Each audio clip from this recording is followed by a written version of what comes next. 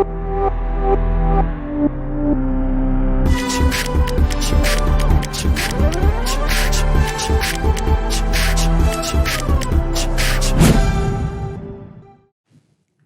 दोस्तों, let's start ideal gas law.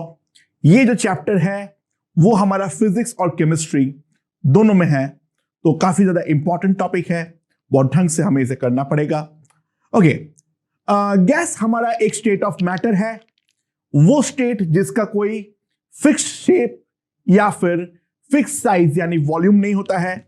जिस container के अंदर हम उसको रखते हैं, गैस जो है वो उसी का साइज और शेप दोनों अटेंड करता है, और वो कंप्लीटली अटेंड करता है। अगर कोई रूम है उसके अंदर गैस है, तो गैस जो है वो रूम को कंप्लीटली ऑक्युपाई करेगा। ऐसा नहीं है जो केवल पार्ट ऑफ इट उसको वो ऑक्युपाई करेगा, राइट? अच्छा, गैस जो होगा वो हमारा होमोजीनियस होगा, मतलब गैस का जो प्रॉपर्टी है इस रूम के अंदर हम कहीं से भी गैस ले ले, हर गैस का जो प्रॉपर्टी होगा वो एग्जैक्टली सेम होगा, राइट? अच्छा, गैस जो है वो हम मानते हैं बहुत छोटे छोटे टाइनी स्फीयर्स के सहारे बने हुए होते हैं, और उनको हम गैस के मॉलिक्यूल्स कहते हैं। Now what is ideal gas? देखो, आइडियल गैस के करस्पॉन्डिंग दो फंडामेंटल असम्पशंस है। वो क्या क्या है तो हमें समझना पड़ेगा। फंडामेंटल assumptions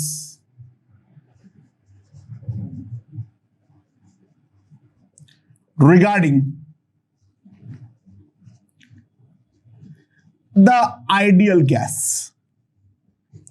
तो क्या क्या है वो हमारा फंडामेंटल assumptions? दो फंडामेंटल assumption है, राइट? पहला क्या है? इंटरमॉलिक्यूलर फोर्स, गैस के पार्टिकल्स के बीच में जो इंटरमॉलिक्यूलर फोर्स होगा that will be equals to zero. यानी गैस का दो मॉलिक्यूल आपस में कोई फोर्स नहीं लगाएगा, हर मॉलिक्यूल इंडिपेंडेंटली कहीं पर भी घूमेगा, फादेगा, कूदेगा, राइट? और दूसरा क्या है? Volume of gas molecules, volume of gas molecules can be neglected in front of volume of gas molecules can be neglected in front of volume of gas। यानी हम ये मानेंगे जो इस रूम का जो वॉल्यूम है वो उसके सामने गैस के जो मॉलिक्यूल्स है उनके वॉल्यूम जो है वो नेग्लेक्ट कर सकता हूं। यानी प्रैक्टिकली पूरा का पूरा जो जगह है वो हमारे लिए खाली है, राइट? तो आइडियल गैस को पूरी तरीके से डिफाइन करने के लिए कोई एक पर्टिकुलर पॉइंट में हमें 4 वेरिएबल्स की रिक्वायरमेंट होती है। तो ध्यान देना, आइडियल गैस को पूरी तरीके से डिफाइन करने के लिए हमें टोटल 4 वेरिएबल्स की रिक्वायरमेंट होती है।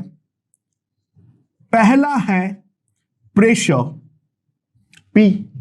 गैस कुछ प्रेशर लगाएगा, प्रेशर हम जानते हैं फोर्स अपॉन एरिया होता है। दूसरा जो है वो है वॉल्यूम V। तीसरा जो है वो है टेम्परेचर T, और चौथा जो है वो है number of moles, that is N। तो आइडियल गैस को पूरी तरीके से डिफाइन करने के लिए हमें 4 वेरिएबल्स की रिक्वायरमेंट पड़ती है। उसका प्रेशर, उसका वॉल्यूम, उसका टेम्परेचर और उसका नंबर ऑफ मोल्स। तो हिस्टोरिकली लोगों का कोशिश ये रहा जो इन 4 वेरिएबल्स में कोई रिलेशन बन सकता है या नहीं। तो इसके रिगार्डिंग सबसे पहला जो कोशिश था वो कोशिश था बॉयल्स का। तो फर्स्ट ऑफ ऑल हमें देखना है बॉयल्स लॉ। तो बॉयल भाई साहब क्या बोलते हैं, लेट्स सी। अच्छा, बॉयल्स लॉ जो है वो एक्सपेरिमेंटल लॉ है, यानी उसने एक्सपेरिमेंट किया, वहां से उसको जो एविडेंस मिला उसको वो लॉ के फॉर्म में हमारे सामने लाया। क्या बोला बॉयल्स भाई साहब ने, बहुत सिंपल है। At a constant temperature, at constant temperature for a fixed amount of gas, at constant temperature for a fixed amount of gas, जो गैस का प्रेशर है वो उसके वॉल्यूम के, जो कंटेनर के वॉल्यूम है उसके साथ इनवर्सली प्रोपोर्शनल है। यानी क्या है, P is inversely proportional to 1/V। यानी बंदे ने टेम्परेचर और नंबर ऑफ मोल्स को फिक्स किया, तो प्रेशर को अगर उसने डबल किया तो वॉल्यूम उसका आधा हो गया, तो उससे उन्होंने इन्फर किया जो pressure is inversely proportional to V। यानी in short we can say P into V equals to constant. और ये बॉयल्स लॉ के दौरान जो हमारा टेम्परेचर है T और amount of gas that can be also represented via number of moles, T and N are kept fixed, right? So this is the Boyle's law, right? And अगर मैं graph plot करूं, this is the pressure axis and this is the volume axis, P versus V graph. तो अगर मैं अलग अलग pressure और volume को प्लॉट करूंगा तो this is basically x into y equals to constant, and we know that graph is a rectangular hyperbola. So the graph will look something like this. अच्छा, ये पूरे के पूरे चीज के दौरान टेम्परेचर हमारा कांस्टेंट है, so this is called an isotherm. Suppose जो फिक्स टेम्परेचर है वो है मेरा T1, क्योंकि टेम्परेचर मेरा फिक्स है तो इसको हम बोलेंगे क्या, आइसोथर्म। और ये जो ग्राफ का नेचर है x into y equals to constant, वो ग्राफ को हम बोलते हैं, we know that thing that is equals to rectangular hyperbola. Okay, now ये कोई एक पर्टिकुलर टेम्परेचर T1 का आइसोथर्म है। अगर मैं टेम्परेचर को चेंज करके कन्वर्ट करता हूं T2 में, तो इन दैट केस उसको दूसरा एक ग्राफ मिला like this. This is the temperature T2। ये दोनों कर्व नियरली पैरेलल होते हैं, ठीक है, वो लग नहीं रहे पर है, राइट। ये जो कर्व है वो एक दूसरा टेम्परेचर T2 में ग्राफ है, जहां पे मेरा T2 was greater than T1। अच्छा, क्यों ऐसे हुआ ये हम बाद में देखेंगे, अभी हम समझ नहीं पा रहे। टेम्परेचर में जितना बढ़ाऊंगा मेरा आइसोथर्म ऐसे ऐसे ऊपर की तरफ जाता रहेगा। ये था बॉयल्स का पहला evidence. So P into V equals to constant. अच्छा, इसके रिगार्डिंग एग्जाम में अलग अलग ग्राफ्स ड्रॉ करने के लिए देते हैं। लेट्स सी, पहला ग्राफ अगर मान लो कोई ड्रॉ करने बोला, PV वर्सेस P, या फिर PV versus V। Any how हमारा PV जो है वो कांस्टेंट है, तो प्रेशर चाहे कुछ भी वेरी करे या वॉल्यूम चाहे कुछ भी वेरी करे, इट शुड नॉट मैटर।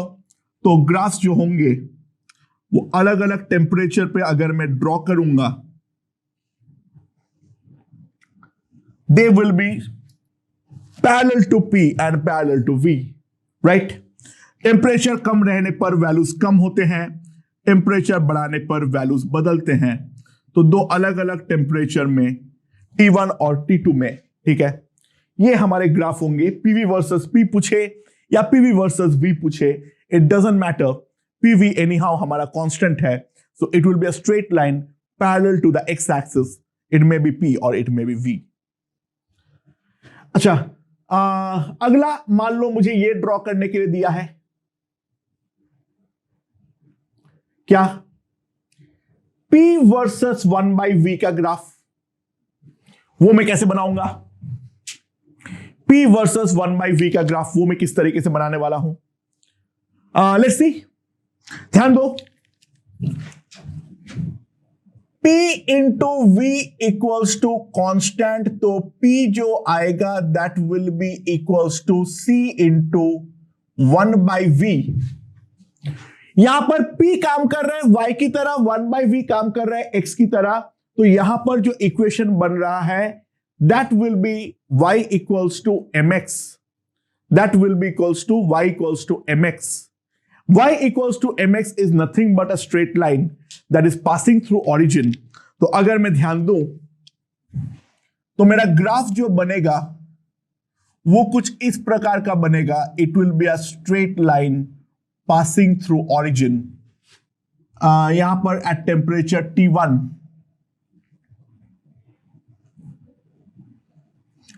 इसको T1 ले लो,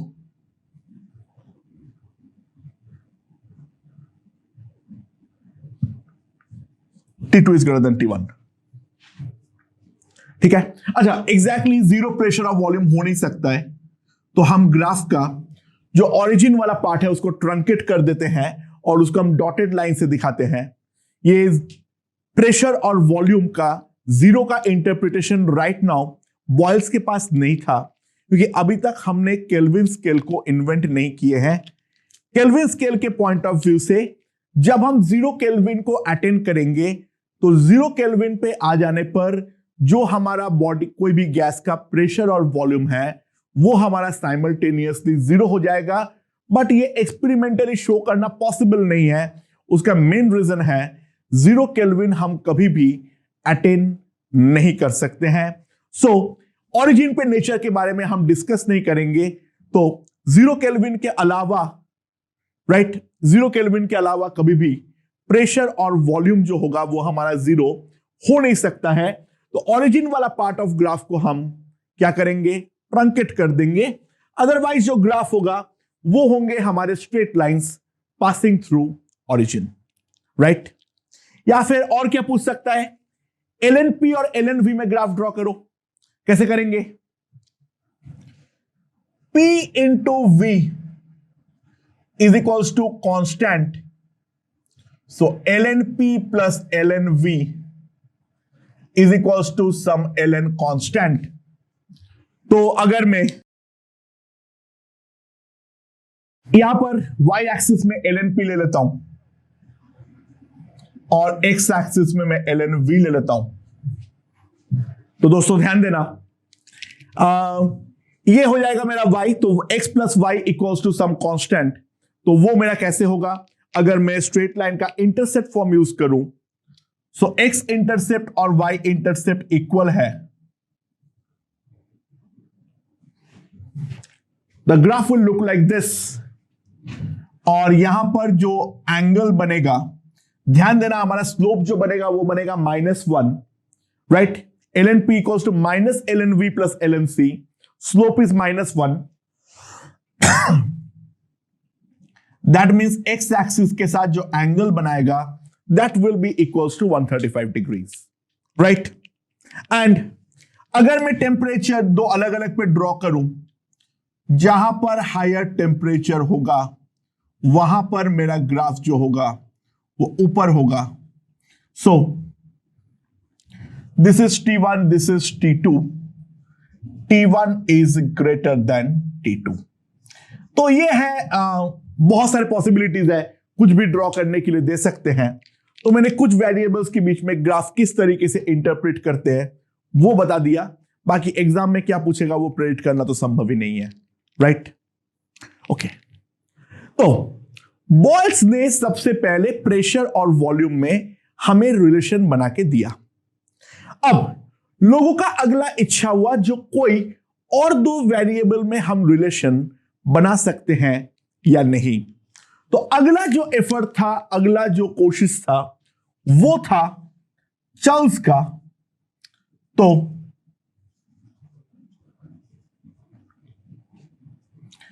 नाउ चार्ल्स का एक्सपेरिमेंटल एविडेंस क्या था? अच्छा, चार्ल्स ने क्या फिक्स किया?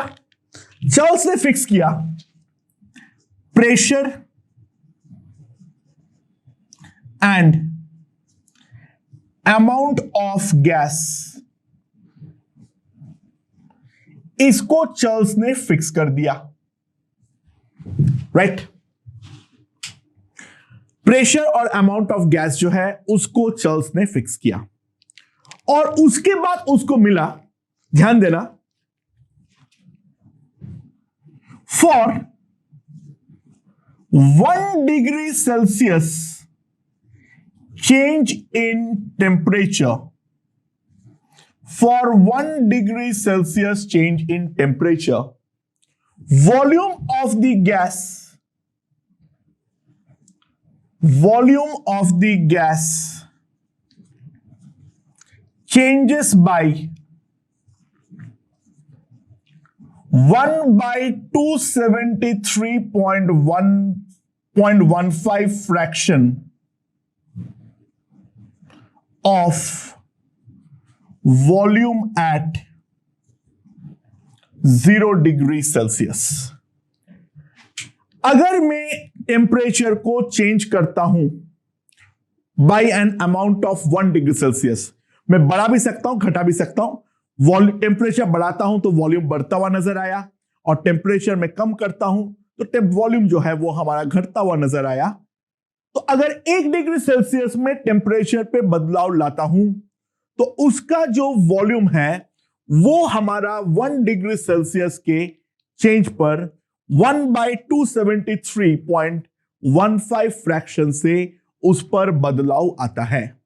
यानी 0 डिग्री सेल्सियस पे अगर मैं वॉल्यूम को मान लेता हूं V0, राइट?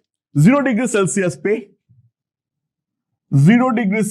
पे मान लो वॉल्यूम जो है that is equals to V0, तो चेंज पर डिग्री सेल्सियस V0 बाई 273.15। तो अगर मैं T डिग्री सेल्सियस से चेंज करता हूं, अगर मैं T डिग्री सेल्सियस से चेंज करता हूं, for T degree Celsius change equals to V0 T by 273.15, right? तो जो टोटल वॉल्यूम हो जाएगा V, that is equals to V0 plus V0 T by 273.15। T जो होना चाहिए वो मेरा डिग्री सेल्सियस पे होना चाहिए। ध्यान देना, जब तक चार्ल्स गेम पे आया है केल्विन स्केल फिलहाल डिफाइन नहीं हुआ है। हम चार्ल्स लॉ को इस फॉर्म में याद नहीं रखेंगे, बट चार्ल्स ने जो बोला है हमें उस बात को तो समझना तो पड़ेगा। चार्ल्स ने ये चीज बोला है, जो अगर मैं टेम्परेचर को 1 डिग्री सेल्सियस से बदलता हूं तो पर डिग्री सेल्सियस के बदलाव पे उसका वॉल्यूम में एक फिक्स्ड फ्रैक्शन का बदलाव आया है, जो उसके 0 डिग्री सेल्सियस का वॉल्यूम मैंने देखा था उसका 273.15 हिस्सा हमारा चेंज होता है, एंड उसके करस्पॉन्डिंग उनको ये वाला लॉ मिला, and V at any general temperature is equals to V0 plus T by 273.5, राइट? ओके दोस्तों, तो नाउ लेट्स सी ये वाले इंटरप्रिटेशन को हम आगे और कैसे इंटरप्रेट कर सकते हैं। लेट्स सी क्या केल्विन स्केल डिफाइन करने पर गेम काफी आसान बनते हैं या नहीं, वो भी हम देखते हैं, राइट? ओके दोस्तों, तो अभी तक हम लोगों ने क्या देखे हैं? चार्ल्स लॉ में एक लॉ हम लोगों ने वॉल्यूम देखे हैं at general temperature small T degree Celsius, V naught plus V naught T by 273.15। तो अगर मैं इसको ऐड करता हूं 1 plus T by 273.15, right.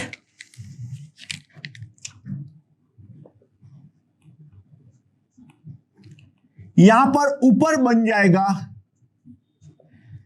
273.15 plus T by 273.15 plus 0। ठीक है, समझ में आया? राइट। नाउ लेकिन अब हमारे पास केल्विन स्केल का जो है वो हथियार है। तो केल्विन स्केल का अगर हथियार है, हम एक चीज जानते हैं, 0 degree Celsius is equals to 273.15 kelvin. भाड़ में जाए, ये बेसिकली 273 हम मानेंगे, ठीक है। बट खैर अभी हम लोगों को थोड़ा सा फ्लैशनेस दिखाना है, हमें कितनी आती है। खैर भाड़ में जाए, मेन बात समझते हैं। 0 डिग्री सेल्सियस 273 केल्विन। तो अगर मैं ध्यान दूं 273.15 प्लस टी मेरा एब्सोल्यूट स्केल यानी केल्विन स्केल में फाइनल टेम्परेचर है, और 273.15 मेरा इनिशियल टेम्परेचर है, दैट इज एट 0।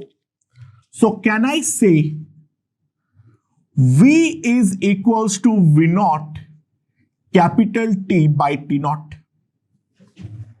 यानी what I can say is V by capital T is equals to V naught by T naught, and that is equals to a constant।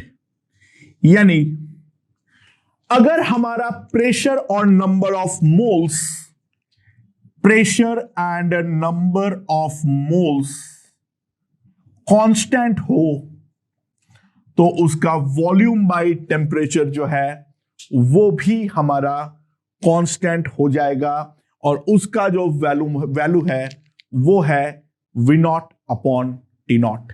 I hope this part is understood. So हम लोग दो graph draw करेंगे, एक जो Charles ने draw किया था। ना ध्यान देना, डिग्री सेल्सियस में डेफिनेटली हमारा टेम्परेचर नेगेटिव जो है वो हो सकता है, राइट। तो यहां पर टेम्परेचर है डिग्री सेल्सियस पे। सो अलग अलग प्रेशर रखते हुए जब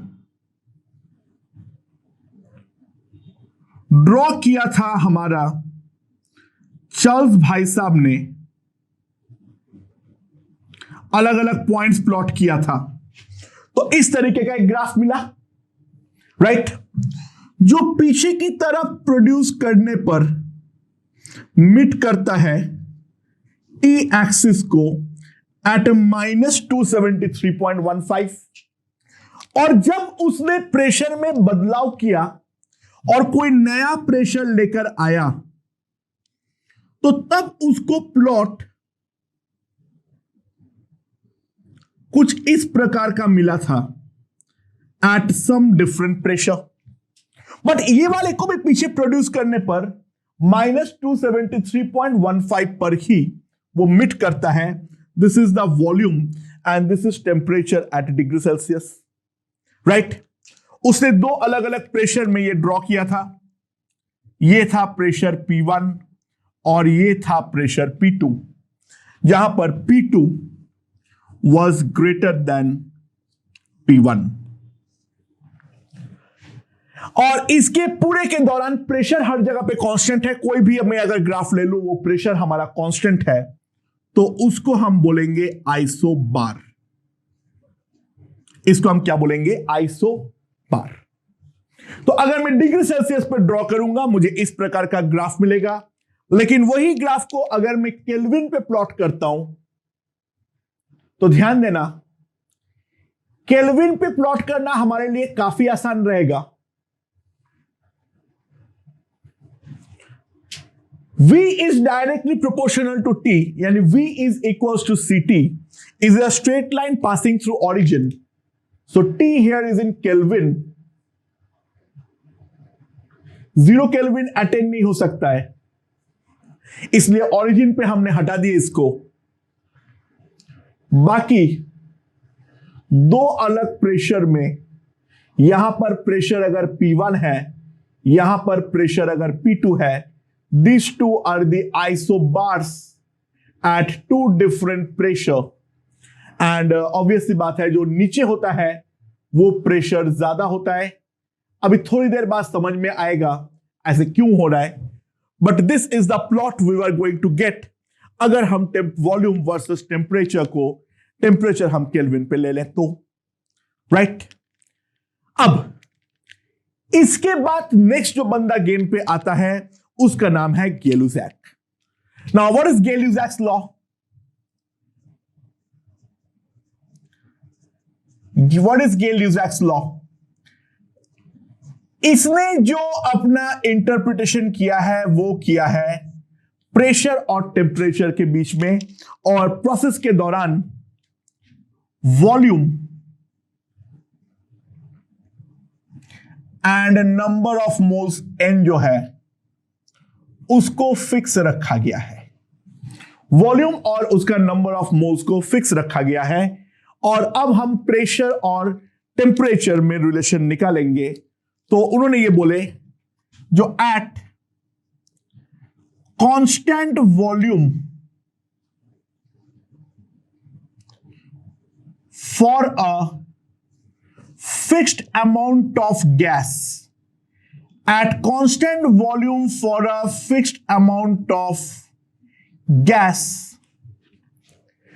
pressure of the gas is directly proportional. Pressure of the gas is directly proportional to the absolute temperature, to the absolute temperature of the gas.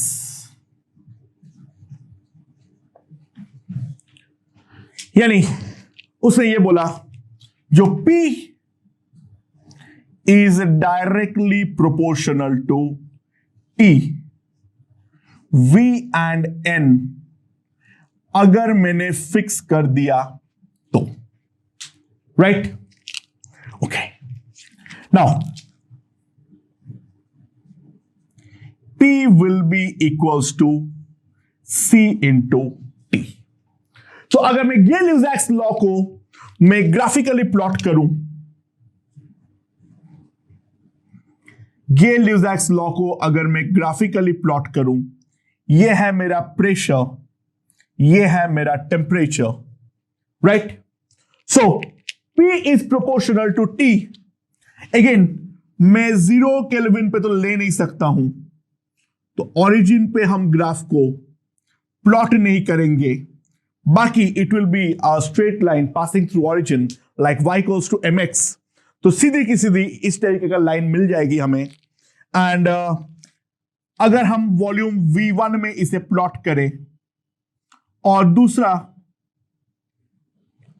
Volume V2 में इसे plot करें, तो ये है दो डिफरेंट वॉल्यूम्स पे हमारे पास ग्राफ. यहां पर वॉल्यूम कांस्टेंट है, इसको हम बोलते हैं isochore.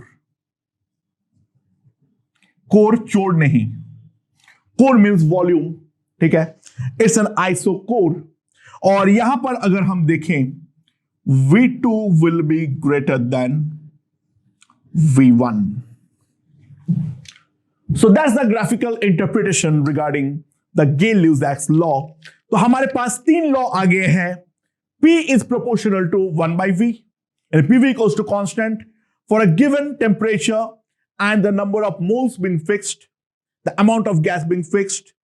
V is proportional to the absolute temperature capital T, जहां पे हमारा प्रेशर कांस्टेंट रहेगा और number of moles of gas fix रहेगा. And volume pressure is directly proportional to the absolute temperature of the body, जहां पे volume और number of moles हमारा फिक्स रहेगा। तो लास्ट एक रिलेशन निकालने में लोगों को मतलब रहा, जो क्या हम प्रेशर, वॉल्यूम या टेम्परेचर के साथ नंबर ऑफ मोल्स को इंटरप्रेट कर सकता हूं या नहीं। तो ये काम जो करके हमें देता है, इसको हम लॉ नहीं बोलते हैं, this is called an hypothesis. This is Avogadro's hypothesis. अच्छा, ध्यान देना, हाइपोथेसिस मतलब यह है जो लॉ नहीं है, उसको प्रूफ करना भी संभव नहीं है, राइट, पर उसको हम सही मान ले तो हर चीज सही हो जाता है। तो एवोगैड्रो ने जब ये हाइपोथेसिस दिए थे, उस टाइम पे इसको उन्होंने एक्सपेरिमेंटली भी नहीं दिखा पाए थे, लेकिन अगर हम उसको सही मान लिया था तो बहुत सारे जो हमारा ऑब्जर्वेशंस है, वो ऑब्जर्वेशंस हमारा सेट बैठ रहा था।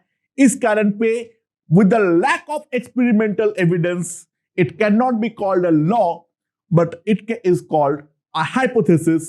He assumed that it was true. Okay, so now let's see क्या है, उन्होंने क्या बोला,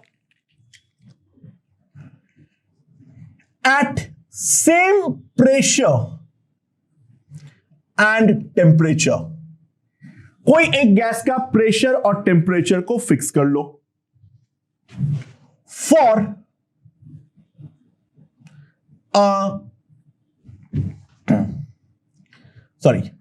fix pressure and temperature,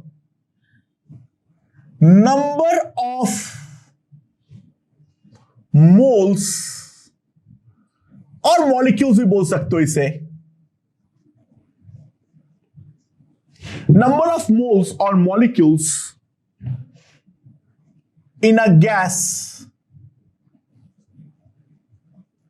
is same for equal volume of all gases।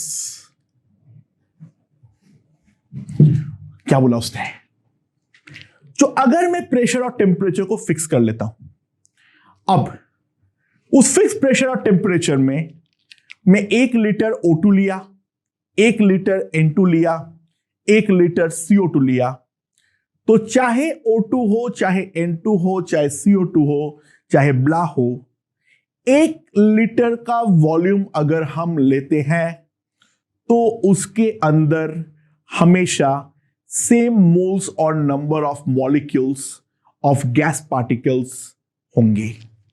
यह है हमारा एवोगैड्रोस हाइपोथेसिस। एंड लोगों को बाद में मालूम पड़ा एट एसटीपी क्या होता है, ये सब भी हम बाद में डिफाइन करेंगे, ठीक है। Basically the temperature is 0 degree Celsius and the pressure is 1 atm। At STP 22.4 liter of all gas contains 1 mole of molecules। 1 mole के वैल्यू हम जानते हैं, that is equals to Avogadro number, that is 6.02 into 10 to the power 23 number of molecules। तो अगर 22.4 litre में 1 मोल होगा तो definitely 44.8 litre में डेफिनेटली 2 मोल होंगे एट एसटीपी। तो एवोगैड्रोस हाइपोथेसिस को हम दूसरे फॉर्म में भी रिप्रेजेंट कर सकते हैं, और वो है V is proportional to N for same pressure and temperature। V is proportional to N for same pressure and temperature। तो हमारे पास 4 लॉ यहां से आ गया है, Charles, Boyle's, Gay-Lussac's and the Avogadro's hypothesis. अब समय आ चुका है इन चारों को हम कंबाइन करें और हम दे the most important ideal gas equation, right. जहां पे हम जो 4 वेरिएबल डिफाइन किए थे जिसके चलते ये सारे कोशिशें हैं पी वी एन टी, इनके बीच में रिलेशन बनाने की जो कोशिश थे वो अब यहां पर हमारे पूरे होते हैं। क्या क्या रिलेशंस ऑलरेडी आ चुके हैं? P proportional to 1 by V, NT constant, V proportional to T, NP constant, P proportional to T, NV constant, V proportional to N, PT constant.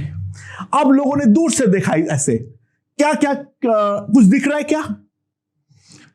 Okay, ये सारे प्रोपोर्शनैलिटी को देखते हुए अच्छा क्या किया जा सकता है? मुझे ये दिख रहा है PV is proportional to NT। हां, चलेगा। ध्यान दो, A0T फिक्स कर दो तो PV प्रोपोर्शनल टू 1 हो गया, यानी P proportional to 1 by V हो गया, चलेगा।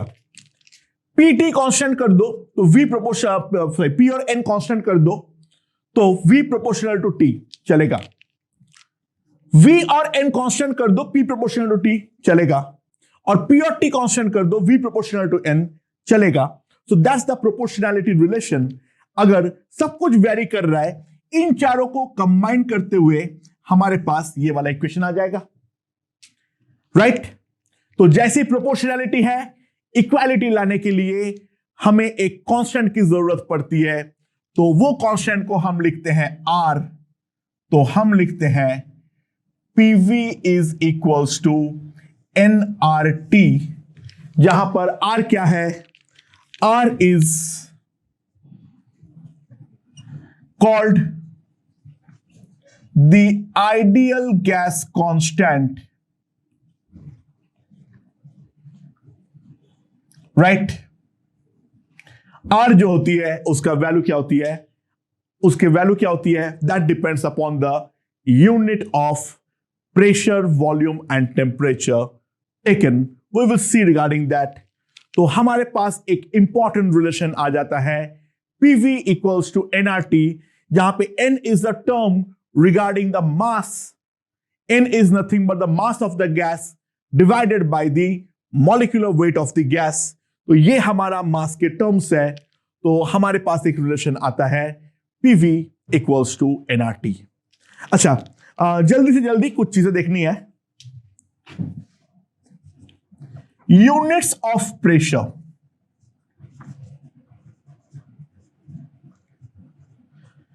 प्रेशर का क्या क्या यूनिट हम लोग यहां पर यूज करेंगे? अच्छा, एसआई यूनिट क्या है? एसआई यूनिट मेरे पास सिंपली है pascal. SI unit is simply pascal, Newton per metre square, right. जो कॉमनली यूज्ड यूनिट है that is ATM.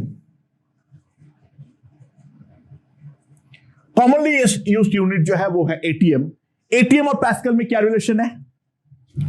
1 ATM equals to 1.01 into 10 to the power 5 pascal.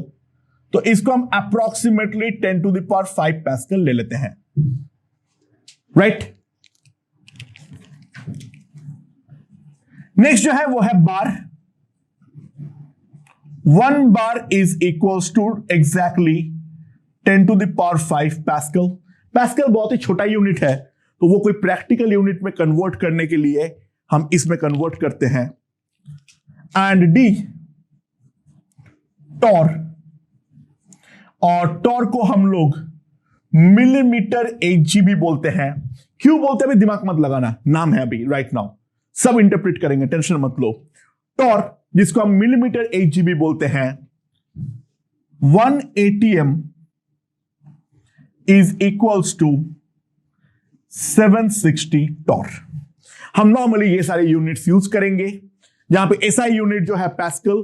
अच्छा, हम जैसे कि हम जानते हैं फिजिक्स और केमिस्ट्री वालों में ईगो की लड़ाई भर भर के है, तो फिजिक्स में हम सब कुछ एसआई में करेंगे और केमिस्ट्री में जो नॉर्मल कॉमन यूनिट हमारा इस्तेमाल होता है that is nothing but ATM.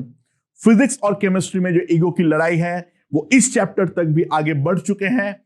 Physics में तुम जितना भी क्वेश्चन देखोगे आइडियल गैस के, उसमें हर जगह पे एसआई में यूनिट्स यूज होते हैं नॉर्मली, और केमिस्ट्री के पेपर में कहीं पर भी देखोगे वहां पे प्रेशर का यूनिट हम एटीएम पे ही रखते हैं। अच्छा, units of volume,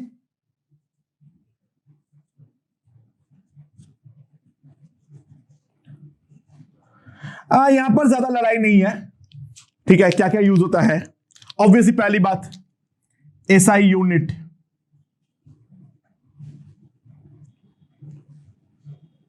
SI unit जो है वो है हमारा मीटर क्यूब, राइट। और जो हम कॉमनली यूज करेंगे वो है litre. 1 litre is equals to 10 to the power -3 metre cube.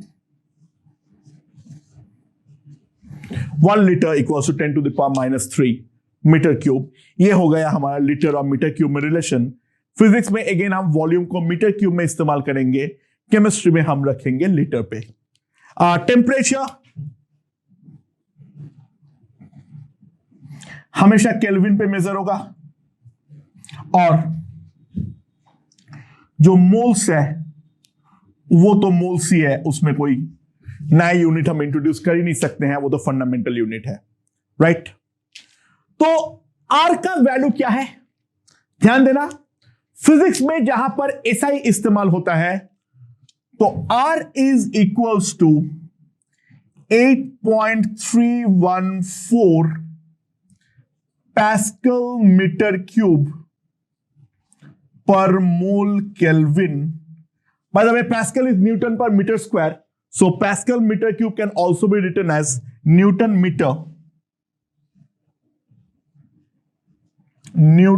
Metre per mole kelvin, right. और केमिस्ट्री में ऑब्वियस बात है, हम प्रेशर को रखेंगे एटीएम पे और वॉल्यूम को रखेंगे लीटर पे, तो वहां पर आर का वैल्यू होगा 0.0821 एटीएम लीटर पर मोल केल्विन। ये हो गया हमारे पास आर का वैल्यूज। अच्छा, 8.314 को हम बहुत बार 25/3 भी ले सकते हैं, और हम लेंगे भी, तो आर का वैल्यू हम 25/3 भी ले लेते हैं एसआई में, right. That's the value. I hope this part is understood, ठीक है। अच्छा, पीवी इक्वल्स टू एनआरटी आ जाने के बाद मैं अब बाकी ये सारे इंटरप्रेट करूंगा, जो आइसोबार किसका नीचे था, किसका ऊपर था और क्यों था। Let's see. ओके दोस्तों, तो अब हम लोग पीवी इक्वल्स टू एनआरटी से अभी तक जो ग्राफ्स हमने ड्रॉ किए हैं उस चीज को एक बार री इंटरप्रेट करते हैं। Let's see. अच्छा, तो पीवी इक्वल्स टू एनआरटी है, तो अगर मैं टेम्परेचर को फिक्स रखता हूं तो ध्यान देना, when I am talking about Boyle's law, जब मैं बॉयल्स लॉ के बारे में बातचीत कर रहा हूं, पीवी इक्वल्स टू जो हम कांस्टेंट बोलते हैं, ये कांस्टेंट का वैल्यू है एनआरटी, राइट। तो सिंपल सी बात है, जो अगर हमारा T2 ग्रेटर देन T1 है तो सिंपल सी बात है C2 will be greater then C1। जो हमारा कांस्टेंट का वैल्यू है C2 will be greater then C1। तो एक बात को समझने का ट्राई करो, PV इक्वल्स टू कांस्टेंट में अगर मैं सेम प्रेशर पे देखूं, कांस्टेंट का वैल्यू जितना बड़ा होगा वॉल्यूम का वैल्यू भी उतना ही बड़ा होना चाहिए। तो अगर मैं इसके में आइसोथर्म ड्रॉ करूं, अगर मैं इस पर आइसोथर्म ड्रॉ करूं, यह है मेरा P, यह है मेरा V, राइट। यह है टेम्परेचर T1 का आइसोथर्म और दूसरा जो है मेरा टेम्परेचर T2 का आइसोथर्म है।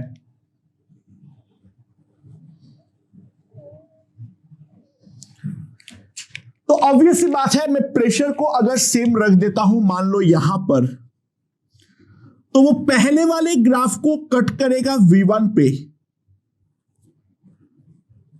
और दूसरा वाला ग्राफ को कट करेगा V2 पे। मान लो ये वाला प्रेशर जो है वो है P0, तो P0 into V1 is equals to nRT1 and P0 into V2 is equals to nRT2। Obvious सी बात है, हम देख सकते हैं V2 ग्रेटर देन V1 है, राइट। तो सिंपल सी बात है, as V2 is greater than V1, that will imply T2 will be greater than T1। मेरा सिंपल इंटरप्रिटेशन, राइट। अगर V2 ग्रेटर देन V1 होगा तो T2 भी ग्रेटर देन T1 होगा। तो जो टेम्परेचर बढ़ा उसका आइसोथर्म ऊपर। आई होप रीजन क्या है वो यहां से समझ में आया होगा। एक बार हम PV इक्वल्स टू nRT पहले डिराइव कर लेते हैं और उसी के बाद फिर ये ग्राफ में हम वापस इसीलिए आते हैं जो कि उन सारे बातों को समझा पाए जो चीज को हम उस इंस्टेंट पे रट्टा मरवाए थे। वो रट्टा मारने की कोई जरूरत नहीं है। लेट्स सी, अब दूसरा मेरे पास जो चार्ल्स लॉ था उसका क्या विचार है। अच्छा, चार्ल्स लॉ में किस किस के बीच में हमने रिलेशन बनाए थे? वो हमने बनाए थे रिलेशन वॉल्यूम और टेम्परेचर में, राइट। और वॉल्यूम और टेम्परेचर में जो रिलेशन था वो बेसिकली हमारा देखे थे हमने, straight line passing through origin था। स्ट्रेट लाइन लग नहीं रहा है पर है। और दूसरा ये मान लो मेरा P2 का ग्राफ है और दूसरा मैंने ड्रॉ कर लिया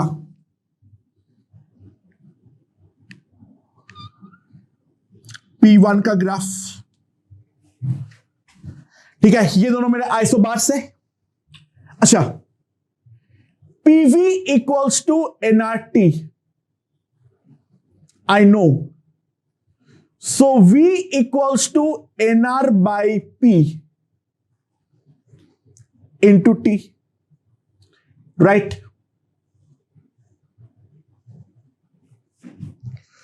तो V यहां पर मेरा काम कर रहा है y एक्सिस की तरह और T यहां पर मेरा काम कर रहा है x एक्सिस की तरह। तो y इक्वल्स टू mx के साथ अगर मैं कंपेयर करूं तो साफ सी बात है जो मेरा स्लोप है that is equals to m and that will be equals to nR by P, right? So ध्यान देना, जो हमारा स्लोप होगा यानी tan थीटा का वैल्यू होगा वो है मेरा nR by P, right? तो P1 वाला मान लो मेरे पास θ1 एंगल बनाता है T एक्सिस के साथ और P2 वाला एंगल बनाता है θ2। P1 वाला एंगल बनाता है θ1 और P2 वाला एंगल बनाता है θ2। तो tan θ1 is equals to nR by P1 and tan θ2 is equals to nR by P2। अब मान लो P2 मेरा P1 से बड़ा है, late P2 is greater than P1, अगर ये बात सत्य है तो क्योंकि प्रेशर मेरा नीचे है तो इट इज क्लियरली एविडेंट जो tan θ1 will be greater than tan θ2, और tan जिसका बड़ा है उसका एंगल भी बड़ा है अगर एक्यूट है तो। यहां पर तो एक्यूट एंगल के बारे में बात कर रहे हैं 0 से 90, तो θ1 विल बी ग्रेटर देन θ2। तो जिसका प्रेशर कम उसका एंगल ज्यादा बनेगा टी एक्सिस के साथ, यानी उसका जो आइसोबार होगा वो आइसोबार डेफिनेटली मेरा ऊपर होगा। जिसका प्रेशर ज्यादा होगा वो आइसोबार डेफिनेटली मेरा नीचे रहेगा, जो मैं PV इक्वल्स टू nRT से देख सकता हूं। तो यहां पर मेरा P2 ग्रेटर देन P1 है, यानी जो प्रेशर ज्यादा उसका आइसोबार नीचे। ओके,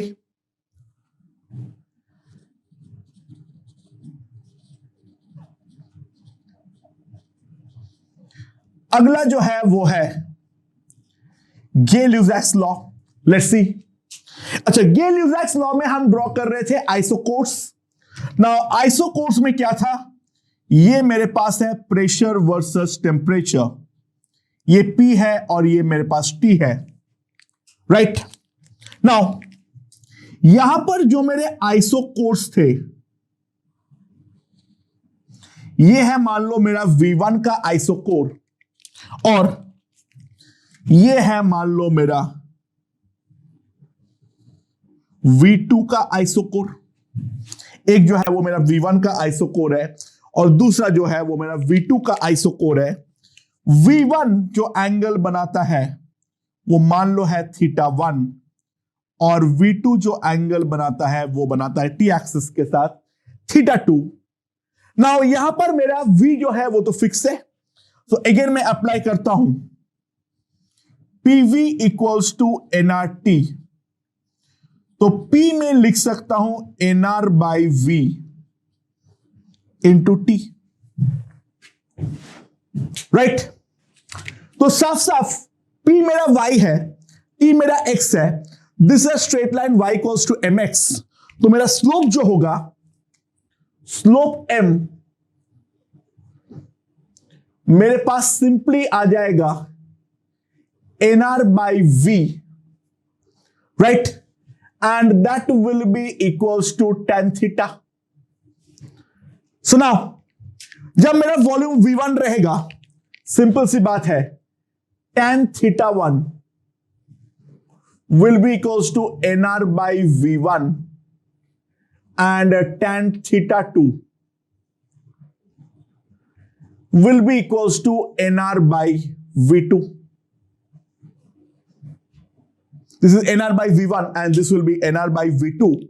Now ध्यान देना, मेरे पास एक चीज तो है θ1 ग्रेटर देन θ2, तो tan θ1 will be greater than tan θ2. So nR by V1 will be greater than nR by V2. That implies V2 will be greater than V1, यानी जिसका वॉल्यूम ज्यादा उसका आइसोकोर नीचे होगा। तो जो जो चीज हमने रटे थे, अगर PV इक्वल्स टू nRT एक बार हमने डिराइव कर लिए तो उसके बाद वो रट्टा मारने की जरूरत नहीं पड़ेगी। Simply using the interpretation of slope and the different values हम आसानी से देख सकते हैं कौन सा ग्राफ ऊपर रहेगा और कौन सा ग्राफ नीचे रहेगा। हम रट्टा इसलिए भी नहीं मरवाता हूं, IIT बहुत बार हरकतें करते हैं। अगर मान लो मैं यहां पर P वर्सेस T के बदले, यानी ध्यान देना, गे-ल्यूजैक्स लॉ में ही draw T versus P for two different volumes V1 and V2,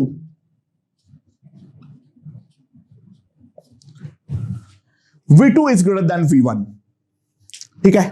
तो मुझे ग्राफ किस में ड्रॉ करना है, T वर्सेस P, यानी जो पहले होता है वर्सेस के वो y की तरह ट्रीट होता है, और जो मेरा बाद में लिखा होता है वो मेरा x की तरह ट्रीट होता है। तो ध्यान देना यहां पर PV equals to nRT, so T is equals to V by NR into P। अब T अगर मेरा y की तरह काम कर रहा है तो it is very clearly evident slope मेरा जो है वो है V बाई NR। तो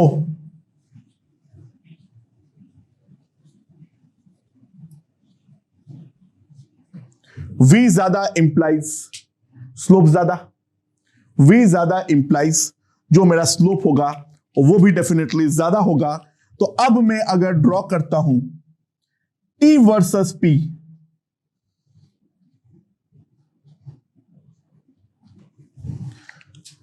so now it's clearly evident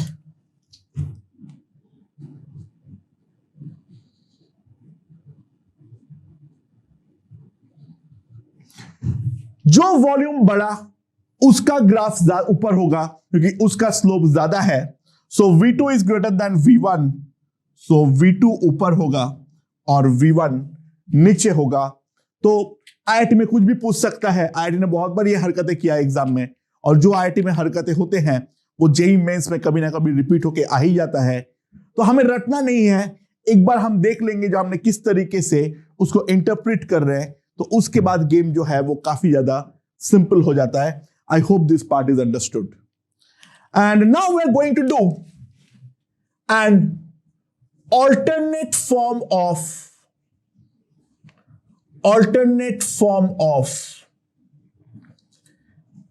ideal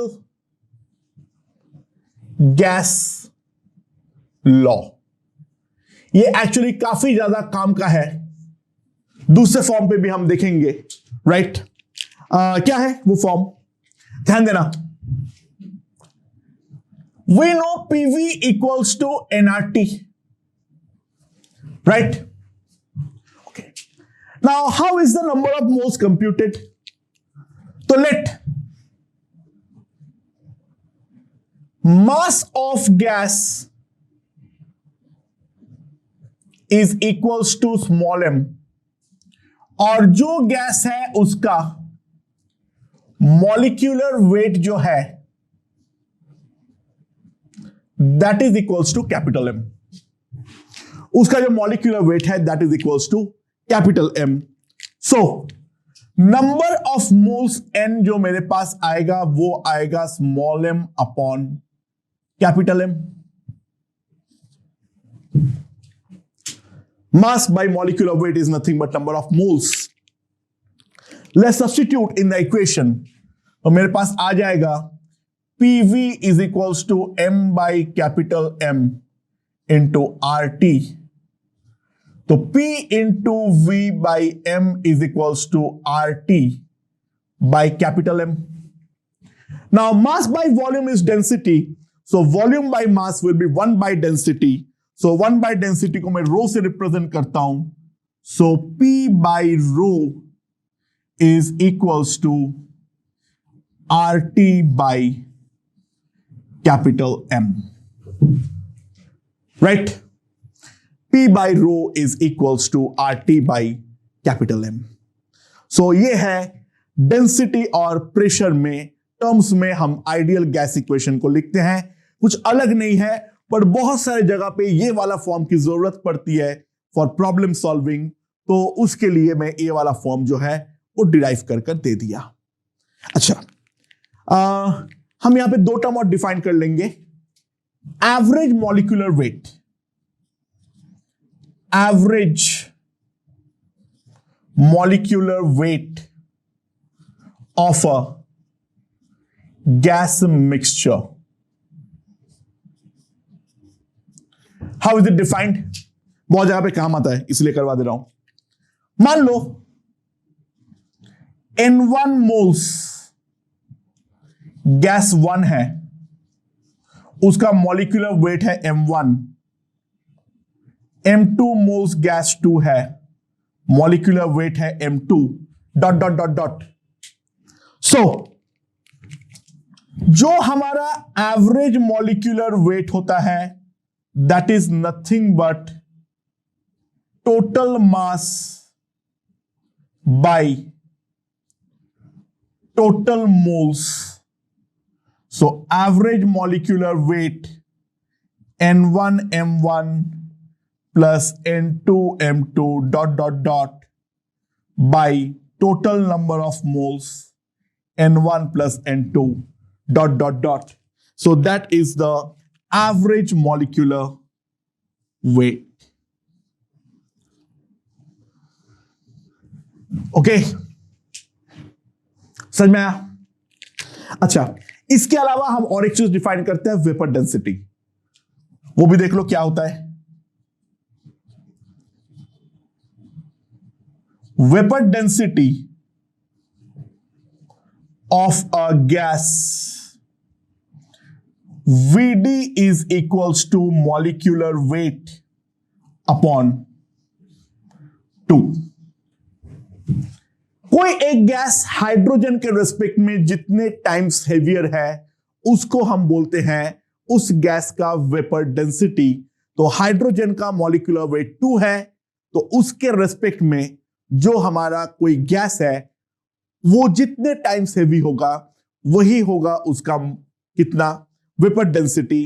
for example oxygen का मॉलिक्यूलर वेट 32 है एंड हाइड्रोजन का मॉलिक्यूलर वेट 2 है.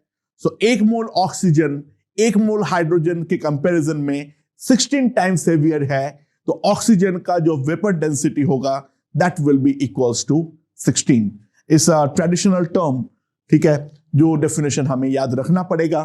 सो these are the basic definitions जो हमें मालूम होना चाहिए, राइट? तो हम आगे बढ़ते हैं. अब आइडियल गैस में 2 और लॉ जो है वो हमारे लिए इंपॉर्टेंट है. एक है Dalton's law of partial pressure और दूसरा है Graham's law of diffusion. Okay,